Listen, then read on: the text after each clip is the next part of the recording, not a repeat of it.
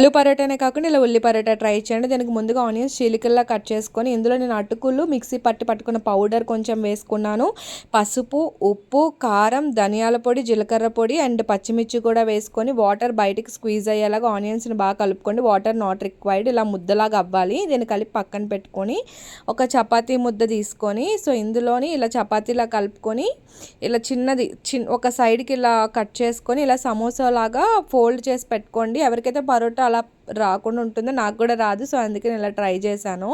So నేను కూడా ఇది వేరే యూట్యూబ్ ఛానల్లో చూసాను, నేను నేర్చుకున్నాను. సో ఇలా మనకి ఫోల్డ్ చేసుకొని సమోసాలాగా ఇలా స్టఫింగ్ బయటకు రాకుండా ఇలా పామేసుకొని చపాతీలా చేసేసుకొని ఇలా స్టవ్ పెనం మీద వేసి కాల్చేసుకొని కొంచెం బటర్ వేసుకోండి. ఇది కాలుస్తుంటే నెయ్యి కాచిన స్మెల్ వస్తుంది, సూపర్ స్మెల్ అసలు. సో దీన్ని ఇలా తీసేసి కొంచెం బటర్ దానిపైన వేసుకొని తింటే సూపర్ ఉంటుంది. నా వీడియో నచ్చితే please like, share and subscribe to my channel.